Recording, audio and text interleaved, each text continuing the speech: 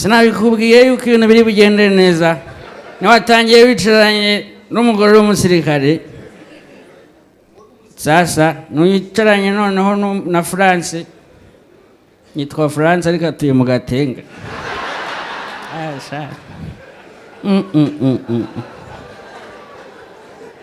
n'abakinnyi b'ikipe ya Kiyovu bose batuye i Kabuga kandi yitwa Kiyovu sha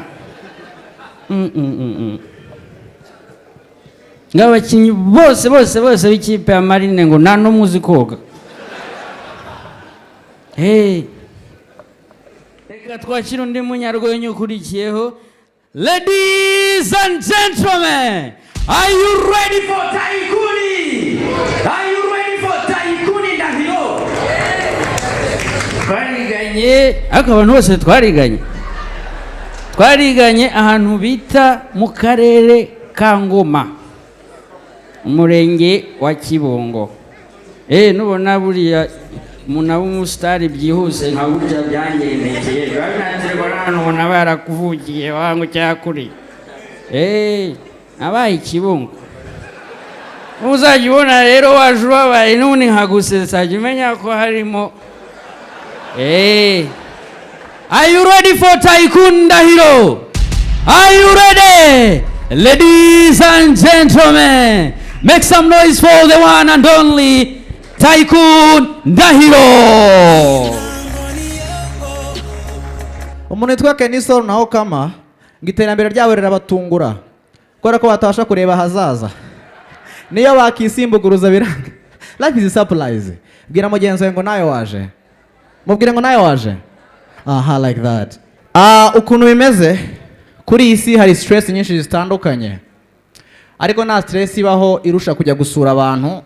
Waba ukihagera akagira ikintu kibura, yaba telefone cyangwa amafaranga. Stress nagaruka ibyo bintu bibuze, ahubwo nta magambo atangira kuvugirwa aho ngaho. Ujya kumva nyir'urugo w'umugore ngo ingeso ntago ari isanzwe aha ngaha. Ngo kandi ubuzima aratwemeje ngo ngo reka turebe aho birangirira.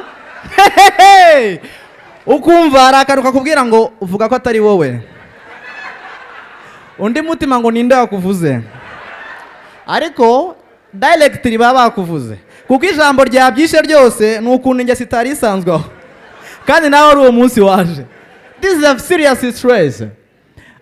In this stress ba muri famille nukujya gusura abantu ukabona ukuntu bari kukwakira wiyizi neza imico yawe ugasanga bari kugusasira ubizi kudasanzwe ubikora ukavuga bari kuvunwa n'icyo abantu uzahamara amezi abiri ubyibuke ugasanga bashyize amazi muri dushe ntuheruka koga bavuga mana mbace mu ijambo mbabwira ati mwarekeraho n'ubundi sinshobotse. It's very serious. Indi stress ibaho nukujya gusura abantu wamara iminsi ibiri hagahita haza abandi bashyitsi wowe ituburizwamo bagufata nk'umusangwa bagutuma no ku muhanda kugura fanta z'abashyitsi.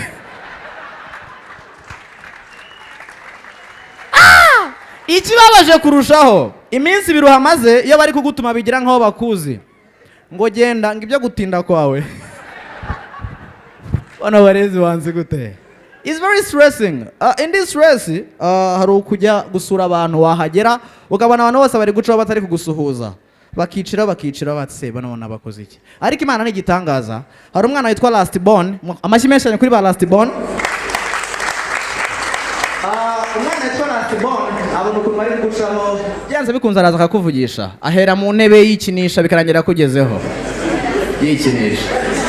Ariko wowe uravuga wow, Last Born is coming, nagiye kumfasha kuba n'ababone. Gusa uba wumva stress irangiye ariko nibwo bigiye gutangira. Ikigutera stress nukuntu Last Born kakana gato kaza amakuru yawe yose karaje. Amakuru yawe ni meza. Witwa ndeshe? Nitwa Emi. Oya, mama yanavuze ngo witwa Manweli. Siwe Manweli? Ni Manweli ariko Emi ni mu Cyongereza. Okay, niwe mama yavuze ngo wanje kwishira mu Jean. Nigga. Ntabwo birangirira aho ngaho. Nyine narabyanze ariko nageze aho ndisiramuje. Okay, none se ko wisiramuje no mu ishuri ujashubiramo kuko mama yaravuze ngo avuye mu ishuri ugeze mu gatatu primaire. avuga naje gusura abantu, naje muri investigation. Very stressing. Indi stress yambayeho no bitarashira, nagiye gusura auntie wanjye last time. Twicara muri salo, auntie turaganira, amakuru ni meza, akazi biragenda perfect. Arangije ansiga muri salo ajya mu gikoni guteka. Afite akana ke ka firstborn kari karyamye mu cyumba, agahita kabyuka kansanga muri salo. Ariko kaze kambaye t-shirt hejuru, hasi kambaye ubusa. Murabizi bibaho. Kaje nta kintu kambaye hasi. Ndakabwira pucyuri bita amakuru, uracyuke mama inshwi. Ngo ugenda ambale ikabutura. Ndansh. Ambala ikabutura. Ndansh. Navuga njyewe ndi uncle, ngomba kukwambika ikabutura. Ngiye kwimwambika rirukanka ajya mu cyumba musangayo. Amagambo kavugiye mu cyumba niyo yane stress na nyina kamutera stress. Karavuze cyane ngo wishyiramo nabishaka. Ngo yishizemo nabishaka. Wishyiramo. Njye nari mbizi ko ari ikabutura, ariko mama wakuntu yavuye mu gikoni yaje ameze nkaje gufata umuntu.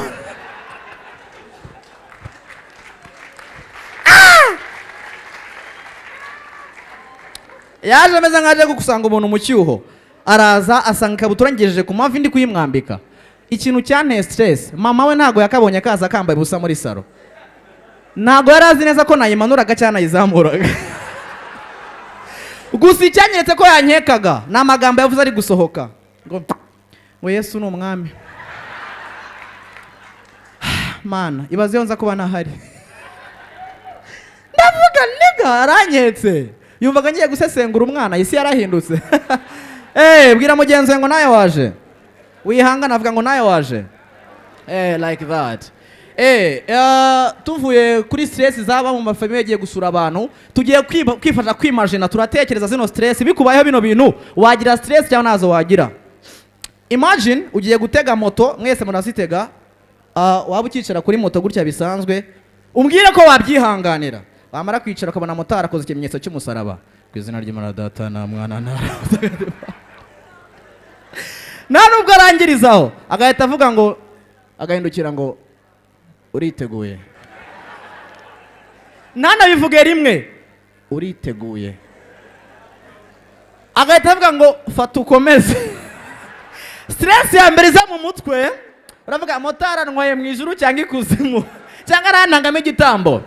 Indi stress turi bwimagine twese, imagine you are on the bike uri kugenda kuri moto ahantu hamanuka cyane, motari agahindukira ngo bro, ngo harya ferizi bahe. Ibintu biza ari stress mutwe, avuga umukaritasi yantwaye atazi gutwara. Very stressing. Iyi stress yo yambayeho kuri moto, like I'm being honest with you. Nagiye kuri moto, motari arantwara, turagenda, tugeze hagati atangira kumbaza ibibazo. Ngo bro, ngo road igeze kurangahe?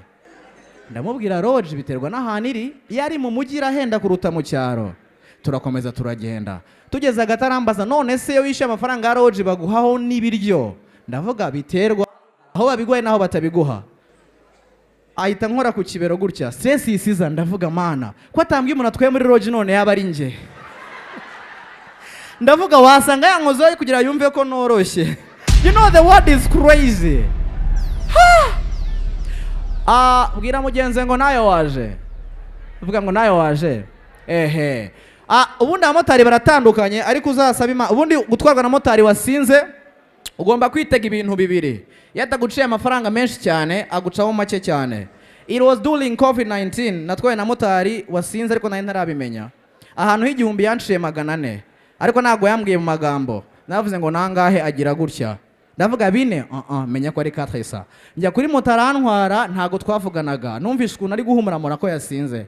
Turagenda tugeze kuri gate, mvuye kuri moto nije mu gipangu. Cyanyeretse ko yasinze biri serious, nayo yavuye kuri moto arataha.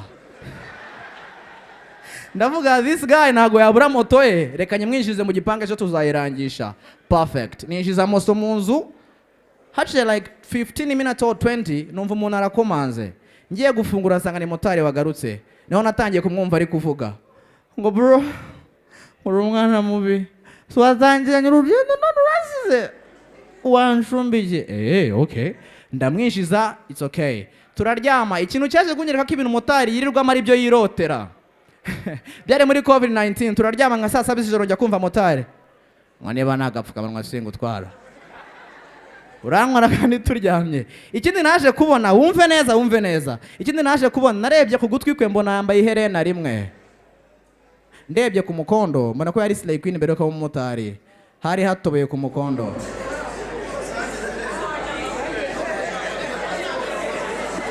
Yari umukobwa. Nibwo bwa mbere nari mbonanye na motari mu nzu yanjye. Ubundi twabonaniraga hanze. Mvuze ku byo gusinda, bacumbwa mu Kinyarwanda ngo nta muryango ubura ikigoryi. Natwe turagifite. I was in secondary senior 2. Mu rugo batetse inyama y'inkoko. Kandi murabizi inyama z'inkoko kuzibara biroroha. Amaguru abiri, amababa abiri, ijosi n'igituza. Very easy to count those meats. Noneho batetse inyama ngenda ndayiba. Numvaga nta muntu wambonye hano speaking. Ndigendera. Bigeze nijoro, mama agiye kwarura asanga ari inyama yabuzemo yibaba. And she was like, ninde wakoze mu nkono? Petit frère arahakana nta nyama natoye. Sister ati nta nyama natoye. Nanjye ati nta nyama nafashe. Nyamara kubivuga hinje uncle ariko hinjira yasinze. And he was like, umuntu wakoze mu nkono akiba inyama namubonye. Ariko simuvuga. Ndavuga wow, mu mutima this is my uncle, my hero, god damn. Nawe ndavuga nukuri ko Imana nambonye kurya n'amaso yanjye ariko simuvuga. Mama ati uncle please ninde wakoze mu nkono muvundire umuheto ninde afashe iyo nyama. Nawe ndibuvuge. Ahantu yabyishiye byose haza kubera cya kindi navuze haruguru. Yarahindukiye arandeba. Taikun Ndahiro mwana wanjye humura. Humura sinakuvamo. Nago nabivuga ngenzi kurindi isezerano ryanjye ninkuvuga ungaye. Nago navuga ko wakoze mu nkono bimarira ikindi yanko wawe. Ndavuga this is uncle cyangwa ni umuntu badownloadinze. Speaking about my family, family yanjye wese buri wese afite umuryango avukamo. Hari umuryango bitewe n'ukuntu uzi. Family yanjye ikunda amafaranga cyane. Sinzi family yayo ikikunda. They love money so much. Mbona akazi kuri TV10 umushahara wa mbere nahembwe. Nakoze ko nshoboye mbaha amafaranga ntago yari menshi. 1k 2k bitatu ndabagabanya. Aho namenye ko bakunda amafaranga hari groupe ya WhatsApp ya famille tubamo. Bwarakeye nsanga bashyize kuri profile ya groupe. Ndavuga wow this is love. Gusa icyambabaje haje iminsi 2 nsanga bankuyeho bashyiraho uncle. Uncle icyane agahinda na mafaranga yabahaye. Yarabemereye gusa. Ngo nimembwa nzayabaha.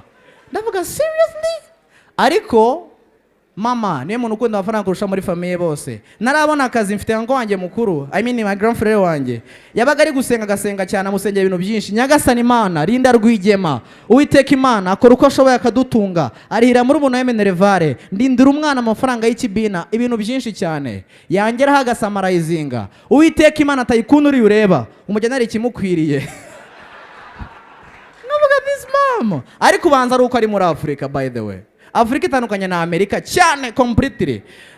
Iyo ugiye muri Amerika ugasanga ababyeyi baganira ku bana babo. Very interesting stories. Umuntu aravuga ngo you know what nowadays my last born is loving sausages and ice creams. Muri iyi minsi umwana wanjye bucura arakunda ice cream na sausage cyane. Perfect. Ndakavuga yo no you know what like I got this like the little baby of mine the girl. She's very loving like popcorn is stuff like that. Wow akunda injugu. Muri Afrika urumirwa nabo baraganira bari serious. Ngo wahora niki ngo umwana wanjye yarantunguye wowe ngo arakura kunda ibijumba ngo ayaya ngo umwana arakunda ibijumba yo baba ngo ntavangura ibitogosheje ibidahase aririra yakurikiranye nabo w'ikisenyi yakundaga ibijumba ko bintu ko yitabye Imana undi akavuga ngo uravuga utazo wanjye mbega umwana ukunda ibishyimbo akunda ibishyimbo koko ibitonore ibyumye amaminwa ntuyibagirwe n'imishogora bikunda byose ndamukunda n'inkotanyi cyane. Afrika itandukanye na Amerika. Urabizi ko iyo ugiye muri Amerika ubukwe bw'aba abantu barya mbere barabagaburira bakarya mbere. Ariko Afrika biratandukanye. Gahunda zo kurya no kunywa ziri inyuma. Wibeshe kabagaburira mbere bakicomokera. Hari umugeni wambwiye nanjye ndiye mbere nagenda. Ari umugeni. Very straight. Afrika itandukanye na Amerika no mu gushyingura. Muri Amerika iyo umuntu apfuye ntago bahita bamushyingura. Hari iminsi icamo check up ugakora ubushakashatsi ko muganga nta kosa yakoze. Muri Afrika suko bimeze. Muri Afrika iyo umuntu apfuye bahita bamushyingura. Niyo mpamvu mva story ngo z'umuntu wazutse. Muri Afrika bari serious no gusinziriye bisanzwe bakagushyingura bazi ngo wapfuye. They are very straight on this. Amerika itandukanye na Afrika cyane. N'abana story baganira ziba zitandukanye. Muri Amerika umwana bwira you know what I can make some application of sport picture. Wow, I can make some toys byiza cyane. Muri Afrika urumirwa. Umwana bwira undi ngo uzi n'ikindi. Njyewe namara indobo y'ishambusha. indobo y'isano nawe mbona kandi aba ni abakobwa ibaza abahungu baba baganira ngo kivi njye ntabwo wandusha kunyara kugeja kure nanyara nkavana hano nkarenja hariya ku muringoti ukavuga ngo imihigira ahangaha biratandukanye cyane usanga muri Amerika bazi ibiryo amasaha bihira ateka isosi y'ubunyobwa akabazi ngo after 20 minutes irabihiye ariko muri Afrika siko bimeze bameze nk'aho bari kubetinga arateka atangira kumva ko byahiye kibishyiraho bikarinda bishya kiri kumva niyo asanze bitahiye ntago abicira arabimira. This is Africa. Niyo mpamvu usanga bavuga ngo naga mwumvise story ngo umutetsi ntago arya cyane ngo aba yahaza umwotsi wahe yatangiye kubonja the guy is okay yahaze very perfect. Bwira mugenzi ngo nayo waje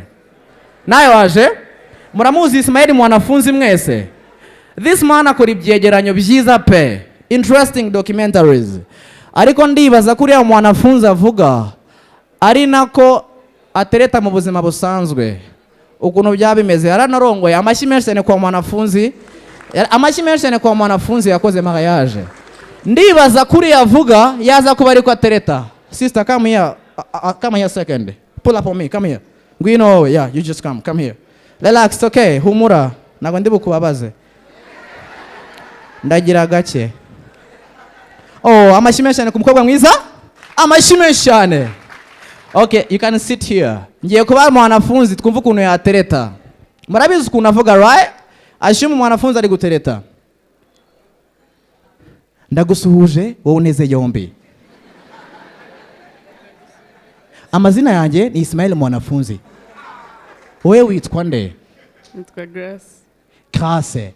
Izina ryiza cyane rifite inkomoko mu Bagereki.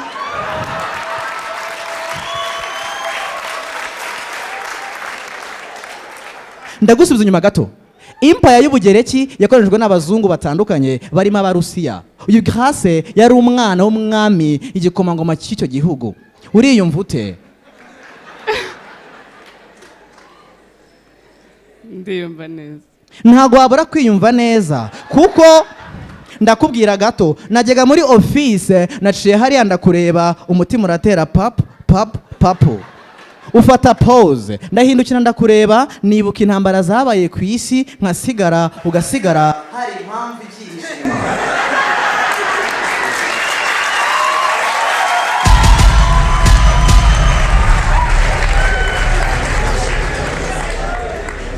Wajyaga he? Wihaha hama hamwe nzagutunga urwaye uri muzima cyangwa ukomeye ntugombera kurya ntugombera kunywa urahura shikamye ndagusangiza kuze ngo gato nta mu ex ngira kubera ko ntigeze nkunda naho ariko Imana n'umwami nakuroye numva birakunze. Nicyo uzi ku rukundo? Ni rwiza. Mu gifaransa urukundo ni amour. Amour ni ikintu cyiza, ni feeling itandukanye iza mu mutima wawe gutera kwiyumva bitandukanye. Imisembero ikavurwa ari myinshi, hasi bita melanine na ostalaline byose bigahuriramo.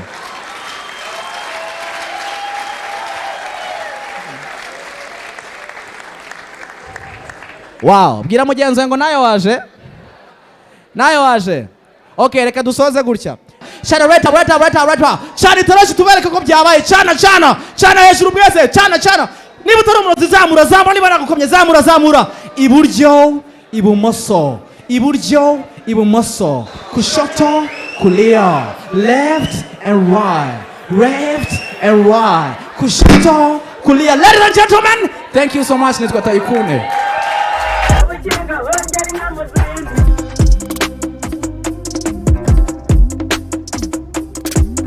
Kabukinga hongera inyana ubwatsi, kabukinga